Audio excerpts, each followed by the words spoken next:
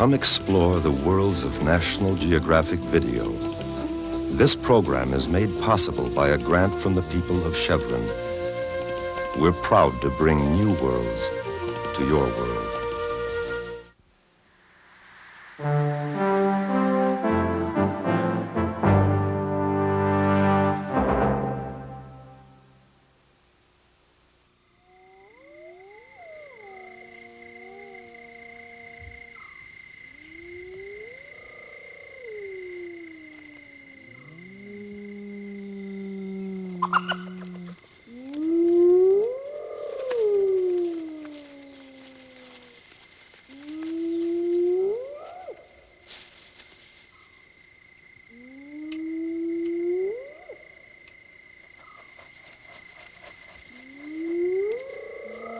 It is night in the African bush, where the familiar becomes mysterious, and the unfamiliar is strange indeed.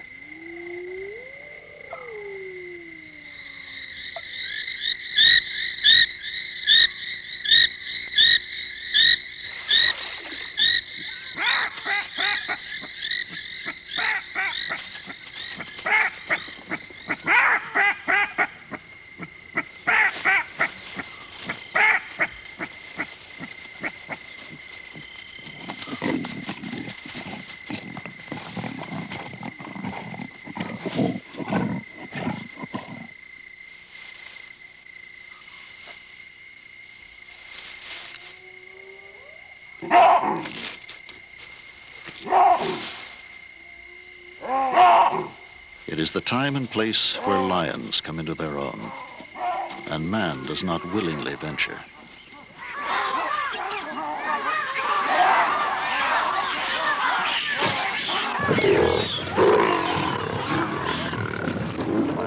In this dark realm, they reign supreme. They are the kings. They are the lions of the African night.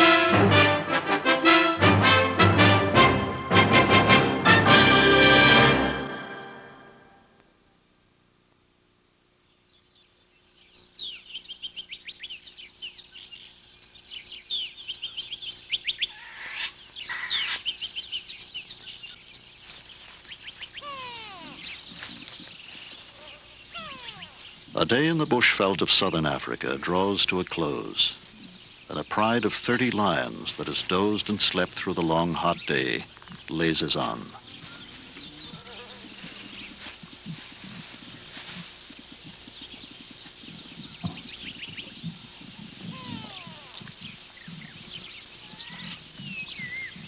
This pride is unusually large, 2 or 3 times larger than most. And for small cubs, life in such a pride can be hard. When food is scarce, competition at kills is fierce, and it's the little cubs that always suffer. The males that sired these cubs have deserted their big family to form a new pride, elsewhere with younger lionesses. Now all the adults in this pride are females.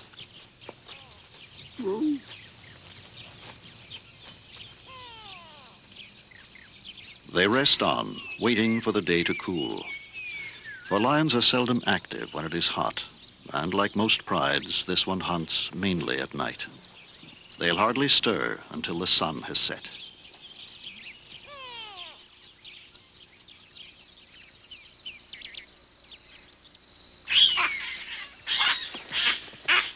As the day winds down, young baboons cavort in a last burst of play.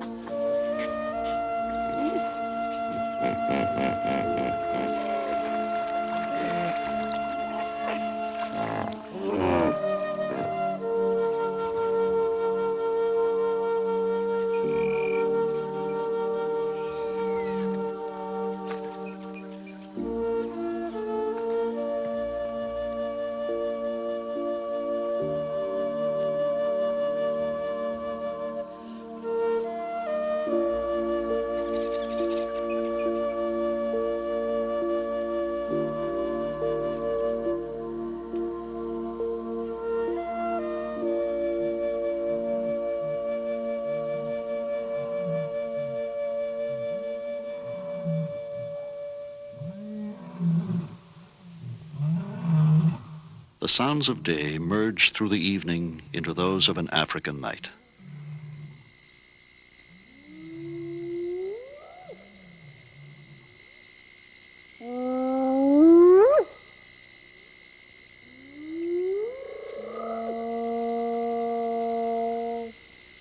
A hyena sniffs the night as the clan set out on their hunt.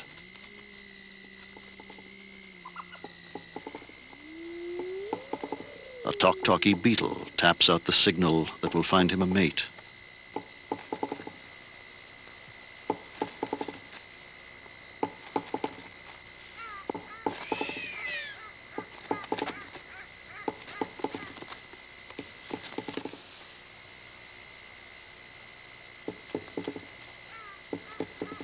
And from somewhere close by comes an answer.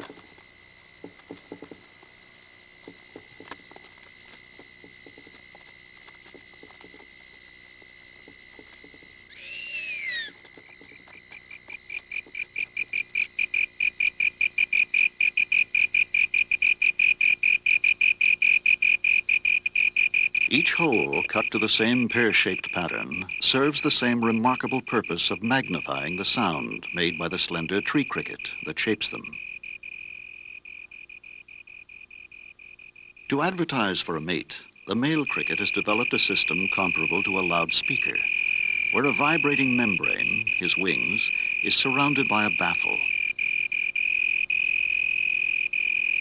The leaf is the cricket's soundboard, and the sound produced is magnified in intensity as much as 3 times.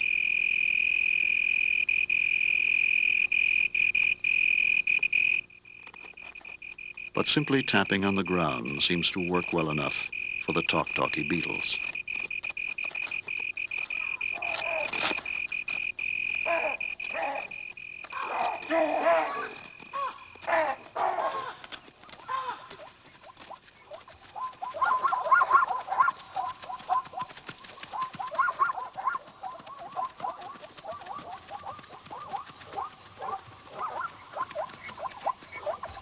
In their first hunt of the night, the lions have failed to make a kill. They have panicked and scattered a mixed herd of zebra and wildebeest, which are still vulnerable as they try to regroup.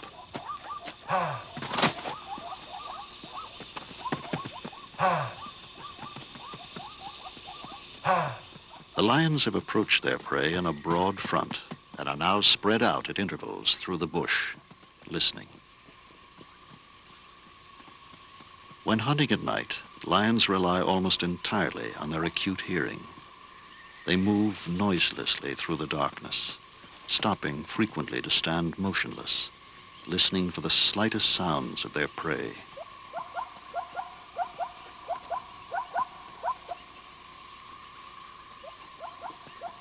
Although the lions may not see any better at night than their prey, the deep shadows provide more cover for stalking.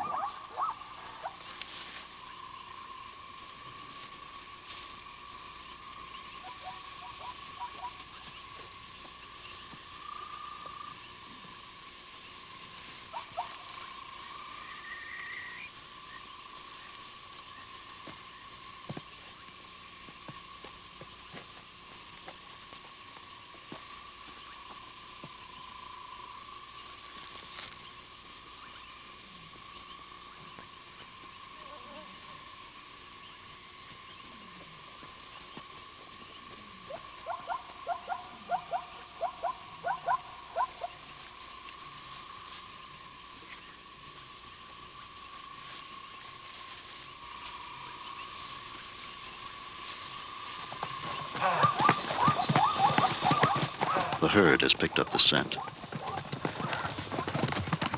Lions pay no heed to wind direction. They're not aware that the wind will carry their scent to the quarry. And, like most hunts, this one ends in failure.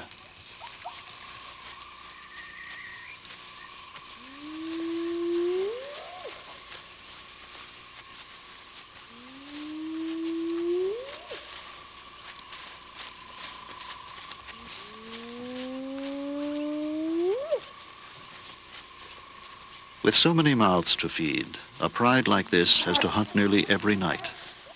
To survive, each year they will have to kill about 250 animals the size of a wildebeest.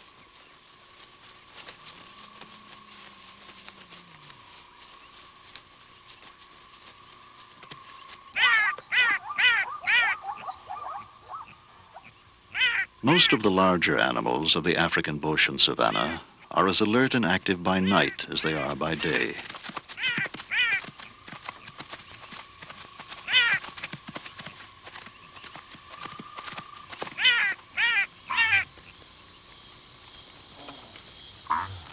But the baboons do sleep at night. Soon after dark, they settle in the protective canopy of a tree where they'll be safe from predators, and they sleep soundly.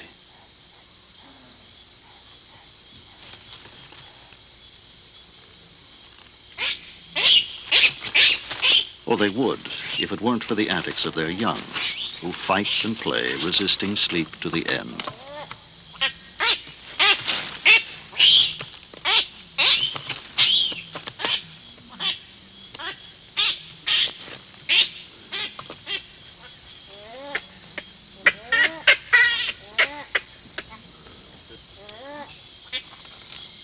From crevices, burrows, and holes, animals that have slept through the day are emerging.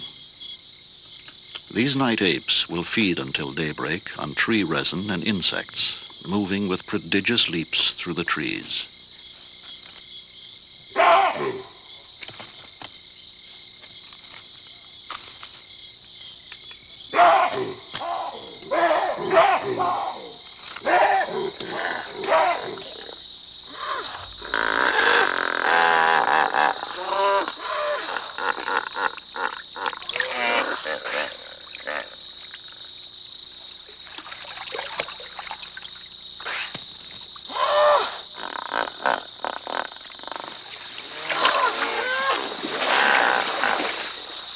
Hippos, having slept and rested in the river all day, emerge now to feed.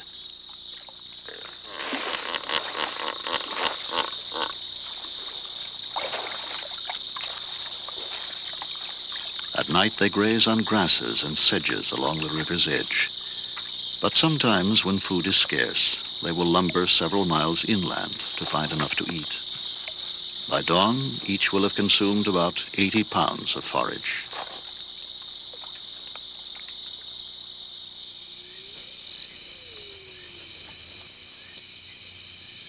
From his burrow entrance, a porcupine tests the safety of the night before he leads his family out to feed. The tiny pups, only a few weeks old, will accompany their parents along regular trails in their search for the bulbs, roots, and bark on which they live.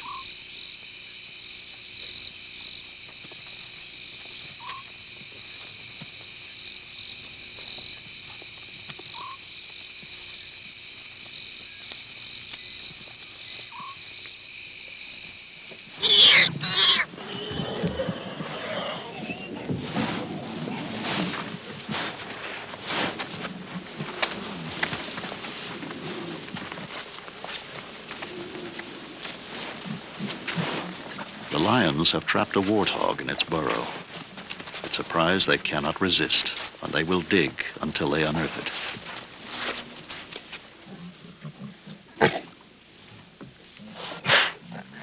Fierce and frantic, the warthog in its burrow lunges with its sharp tusks at the digging lions. But with such odds against it, the outcome is inevitable.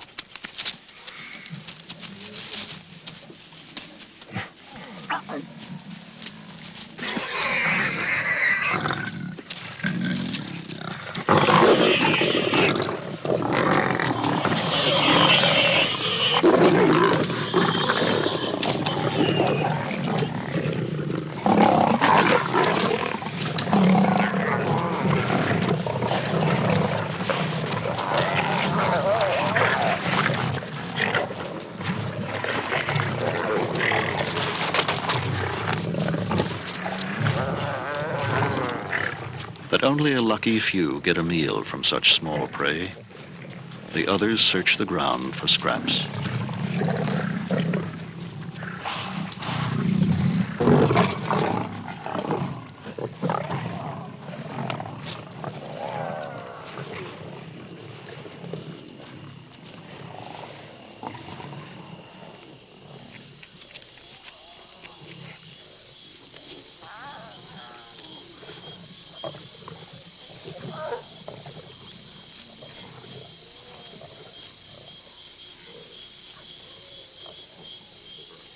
A hungry lioness returns to the demolished burrow for a last hopeful search before the pride moves on.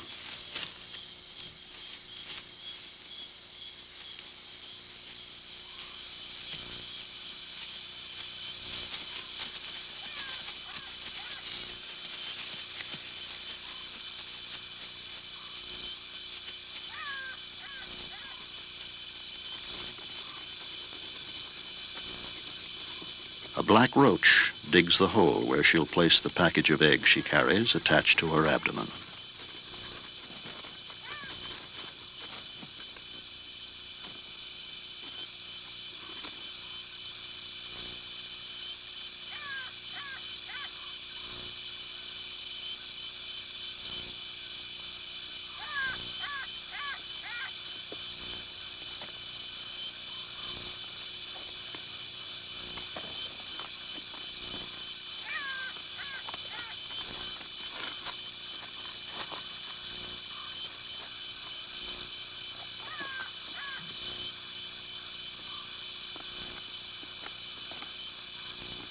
The only maternal care she gives her progeny is now, as she carefully conceals their position, disguising the site with pebbles and vegetation.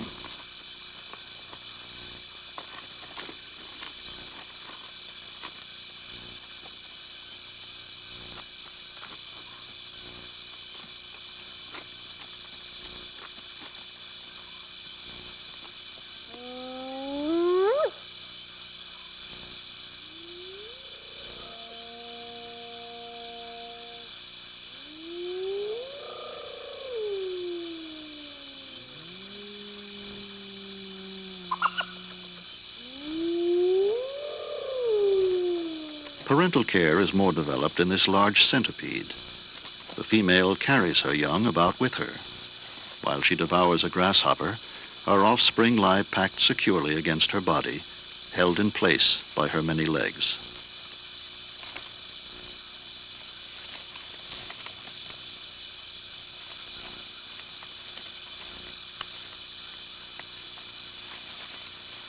Other centipedes protect and tend their young in burrows under stones.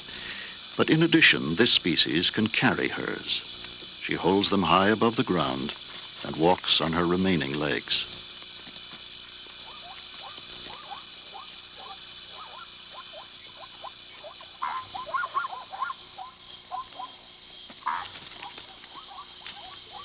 Centipedes, too, have predators, and this tiny snake is a specialist, feeding on them almost exclusively.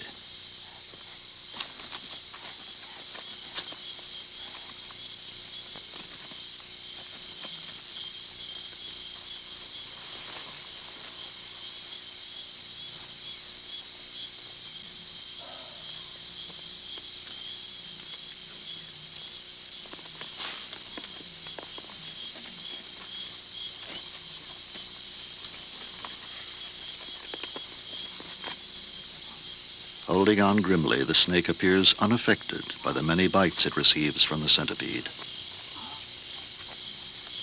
The snake's venom takes effect, and the centipede is overcome.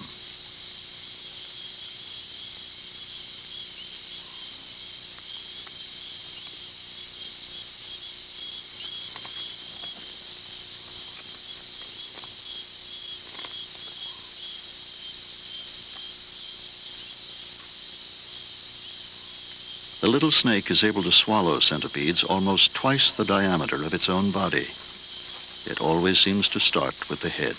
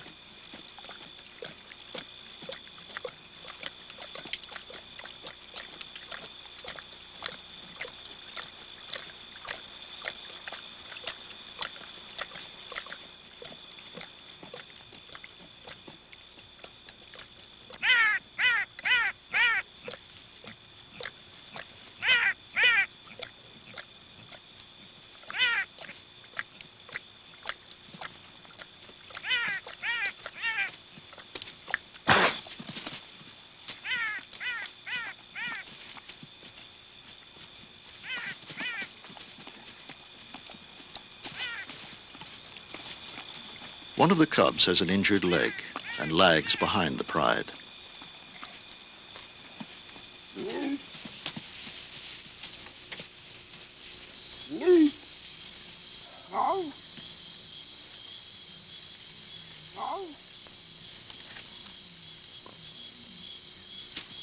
The pride does not wait for her, and she struggles to keep up. A civet is more at home on the ground, but a dead tree is a handy refuge when 30 lions pass by.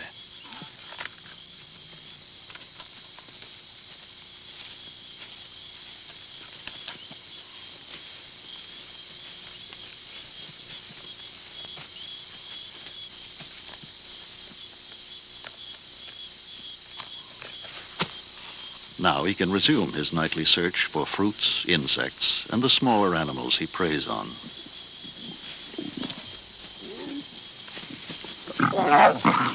When the cub catches up with the others, she must endure the rough bullying that young lions inflict on one another, especially on those with any disability.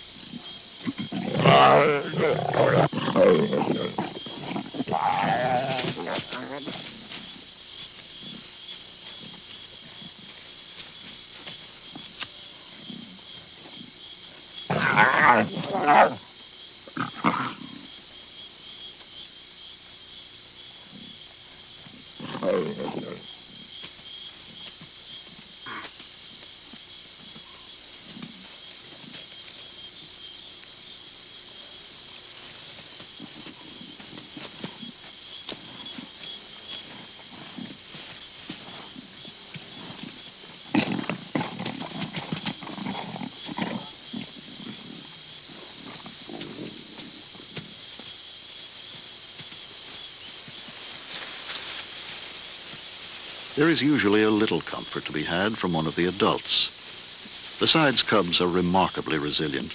They have to be. And this one will soon recover to torment in turn some other poor cub.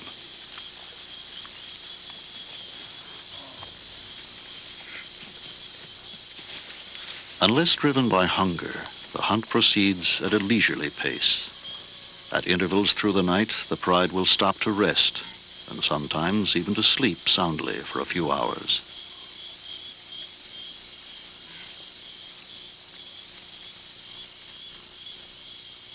Supreme masters of relaxed living, lions are seldom on their feet for more than 4 or 5 hours in every 24.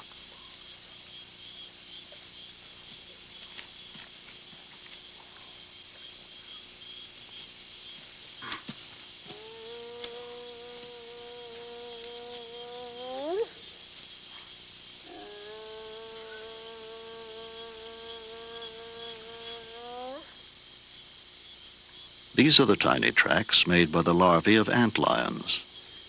It is only at night that these small insects wander about, moving backwards, in search of places to dig their traps.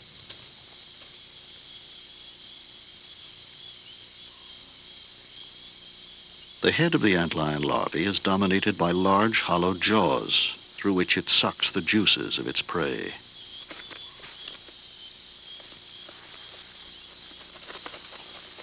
In a patch of fine, soft sand, the antlion digs in and begins to excavate the unique trap in which it will catch its prey, usually ants, but it could well be any small insect.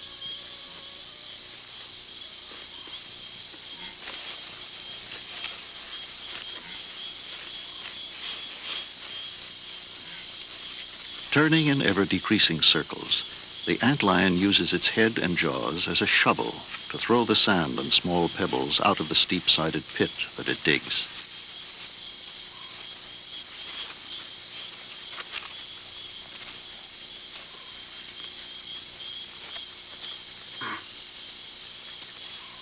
The trap is ready. The antlion buries itself in the bottom, with only its jaws exposed, and waits.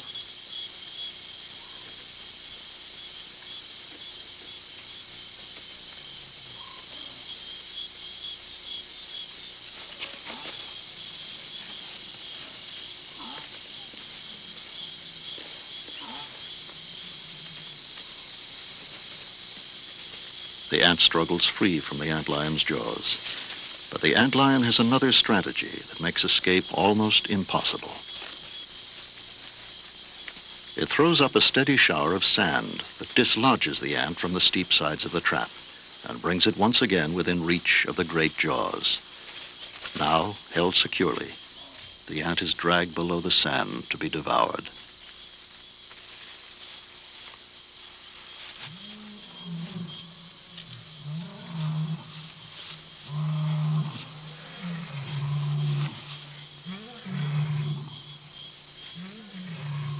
Roars in the night can mean danger for the pride. These come from a group of males that have been trying to take over the pride and its territory for some months. But the intruders are shunned by the pride, for males tend to kill cubs they have not sired, and they always appropriate any prey killed within their hearing.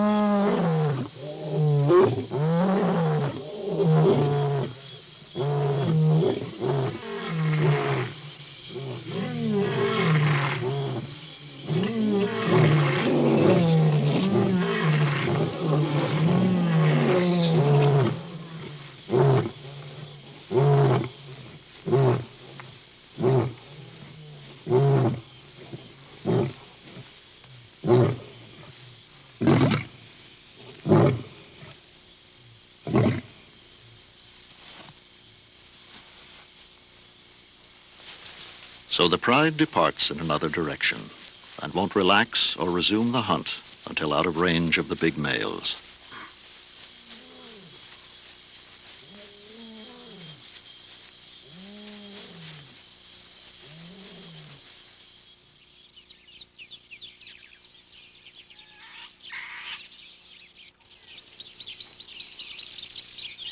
Dawn finds them safe and asleep, several miles from the troubles of the night. Most nights, the pride will walk about 5 miles, but when foiled in their hunt or to avoid other lions, they may cover twice that distance.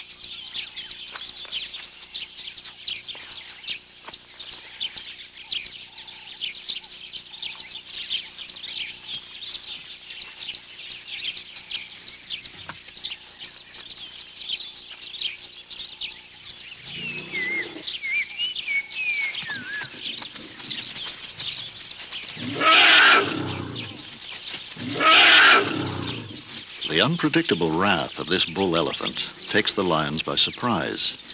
There is no point contesting the matter, and the pride moves on to find a more hospitable place.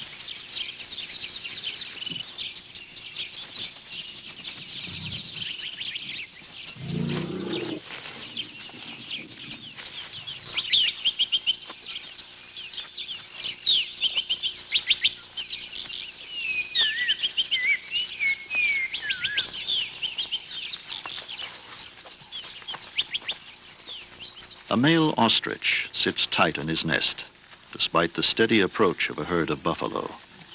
If he deserts now, the buffalo might well trample and scatter the eggs.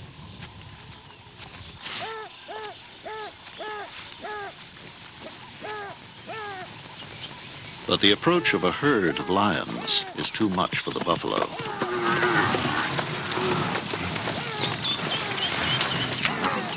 And the ostrich also abandons his clutch.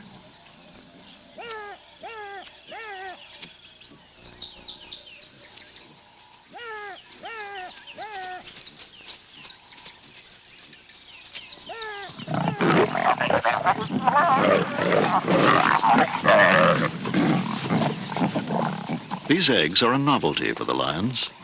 In the excitement of the first rush on the nest, 1 or 2 eggs were smashed and the contents fought over. But now the lions are puzzled and unable to open the others.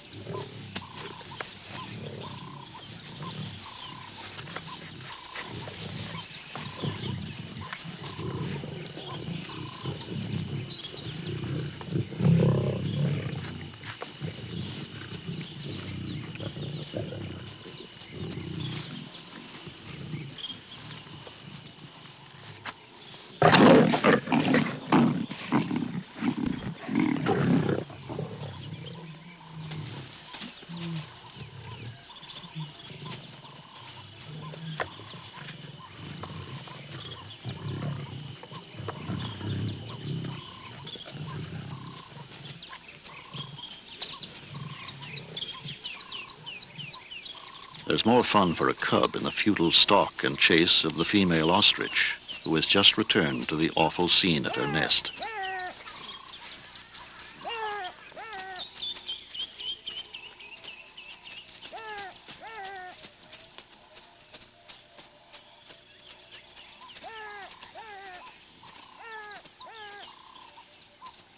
The remaining eggs are lion-proof, and the pride wanders away to seek shade, where they will sleep through the rest of the day.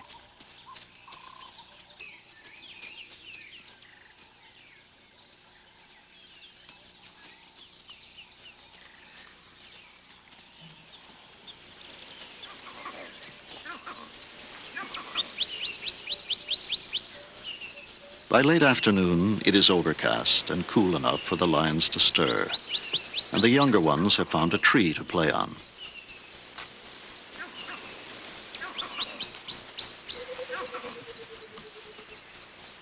But tree climbing is not something they're very good at.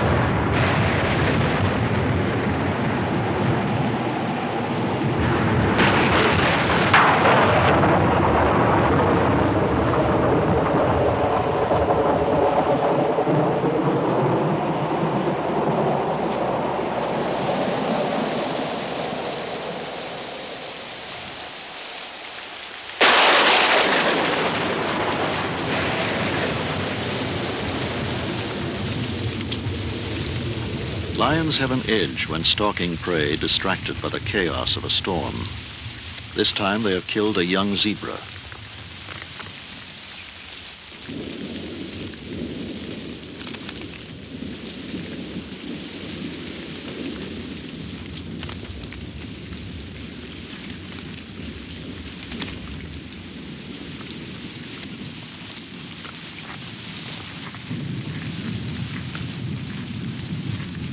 But even the lions are unnerved by the fierceness of this storm.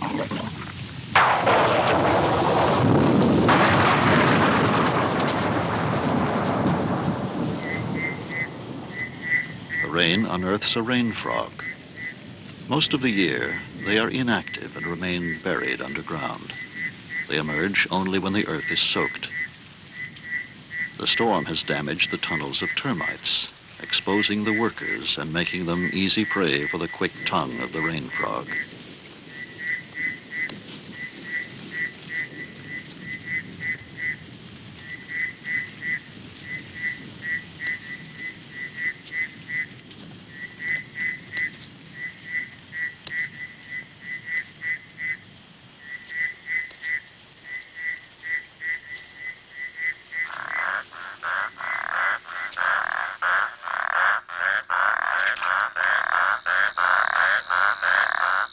During the rainy season, temporary ponds are formed throughout the bushveld.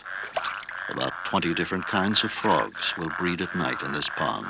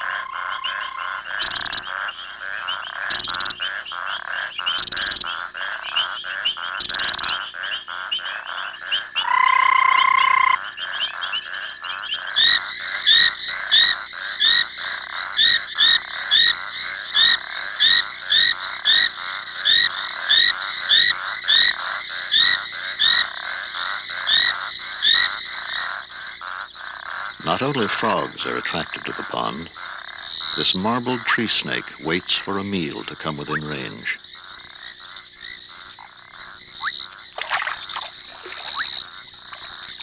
Most of the frogs will deposit their eggs in the water, but there are exceptions.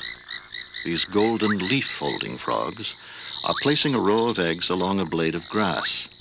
With their hind legs, they fold the blade to form a cylinder in which the eggs will develop.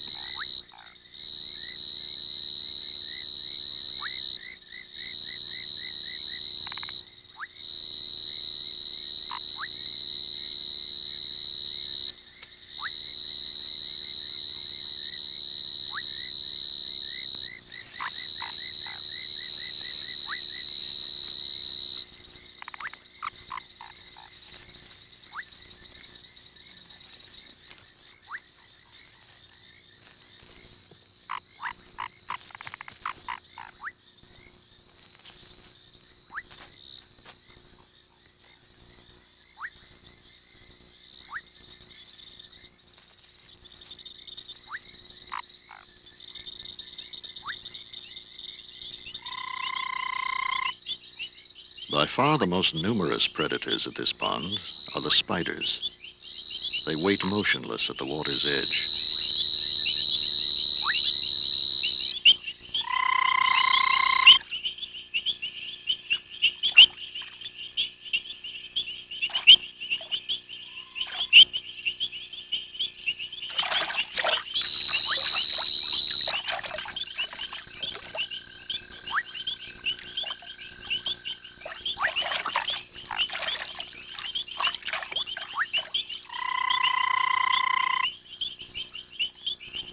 When the frog has been subdued, the spider carries it out of the water to be consumed.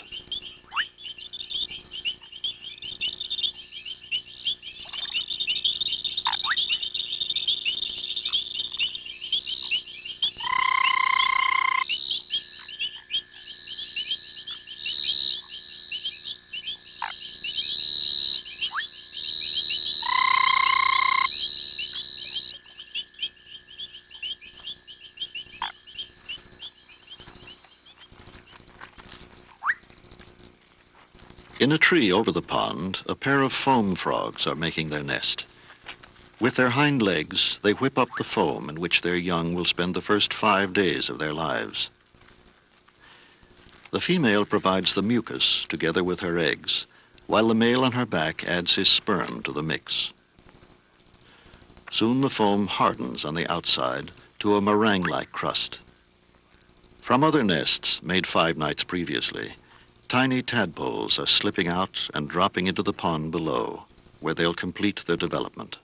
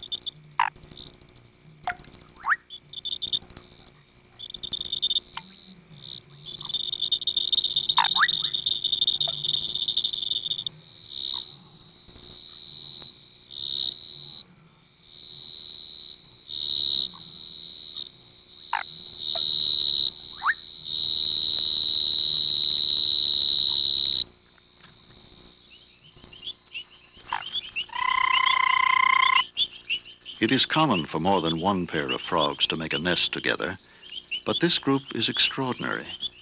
About 40 frogs are contributing to this nest, which, when completed, will contain about 3,000 eggs.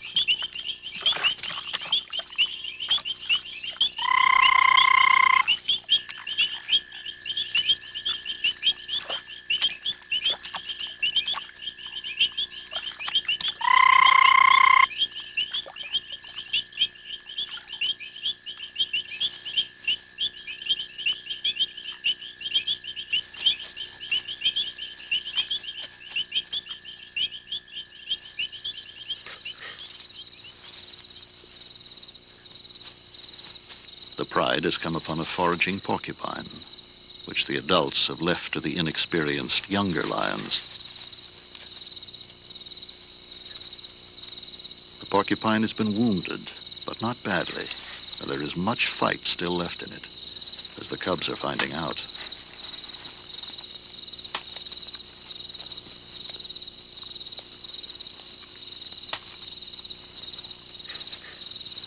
To succeed, they will have to insert a paw under the porcupine and bowl it over to expose its unprotected belly. But they're not finding this easy and frequently get stuck with quills.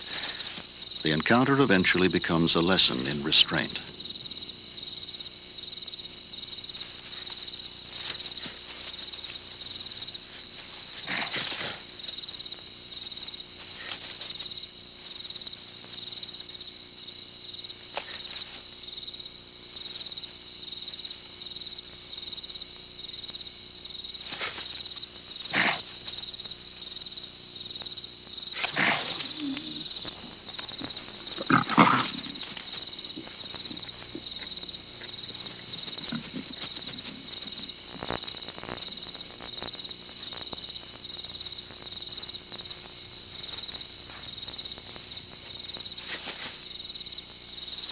With more time, the cubs may have succeeded, but the adults have moved on, and the cubs leave to catch up.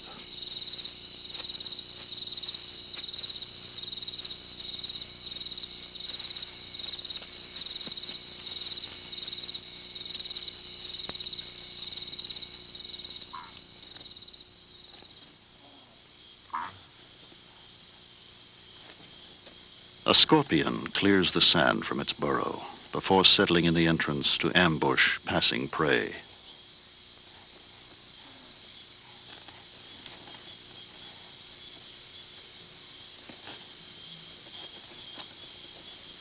Millipedes are often eaten by scorpions, but this millipede has an escape technique that makes it almost uncatchable by any scorpion.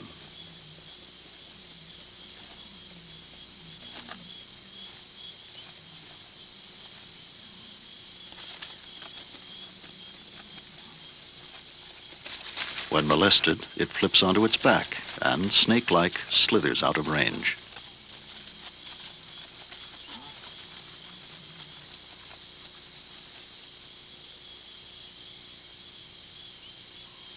A genet is on the hunt.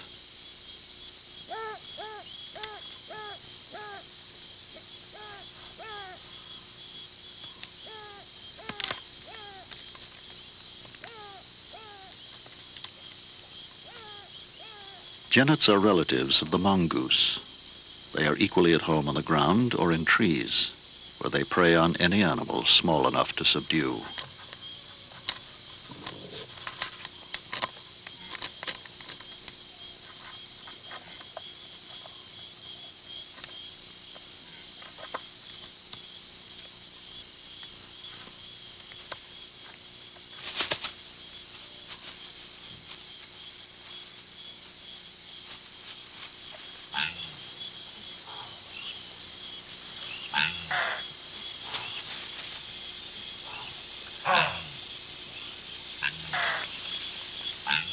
A charge on a wildebeest herd is imminent, and the younger lions listen for the outcome.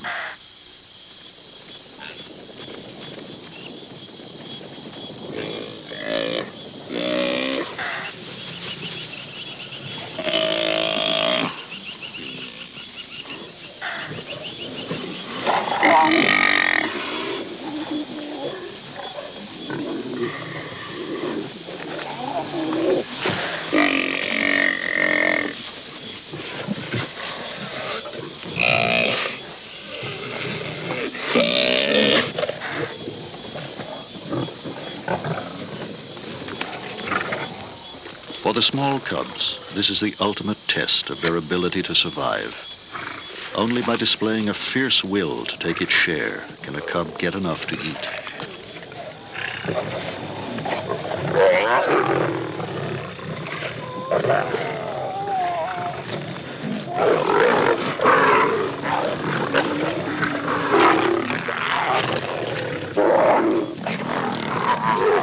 And it is now, when the abdomen of the wildebeest is torn open and the choicest portions become available, that the competition is keenest.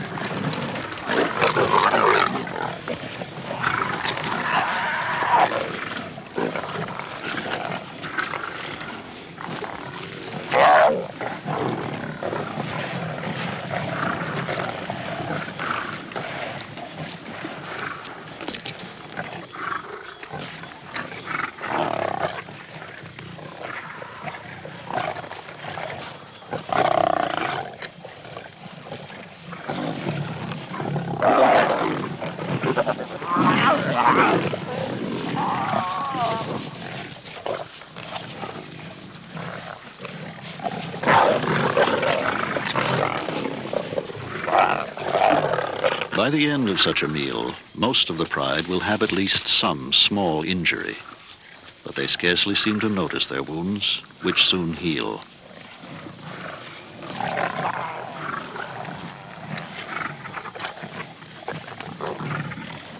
Eventually, the carcass is dismembered.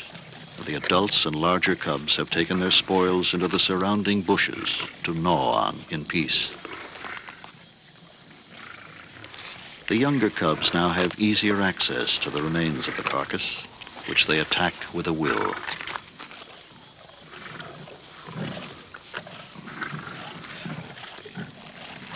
And even the lame cub has managed to get a share.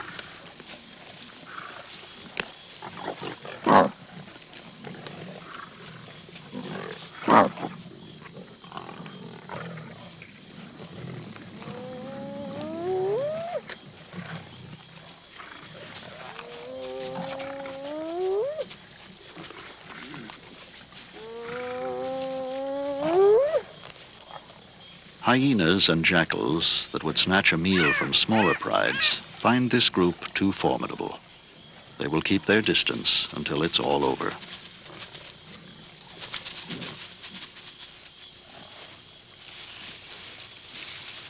The lions that have finished eating groom one another, licking away the blood from each other, and probably renewing bonds that were battered during the frenzy of eating. For it is only at kills that harmony within the pride breaks down. There is no hierarchy in a lion pride. All are equal, and the members compete only at kills.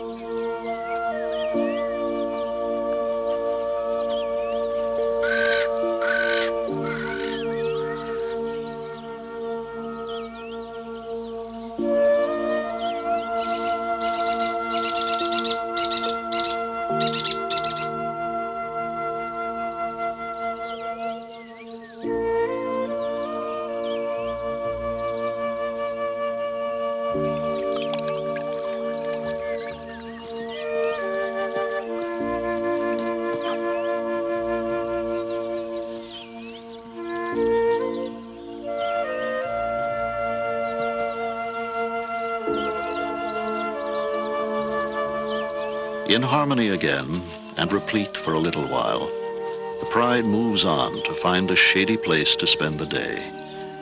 By nightfall, this large family will be hungry. Impelled once more on their everlasting search for food, they will resume again their journey through the African night.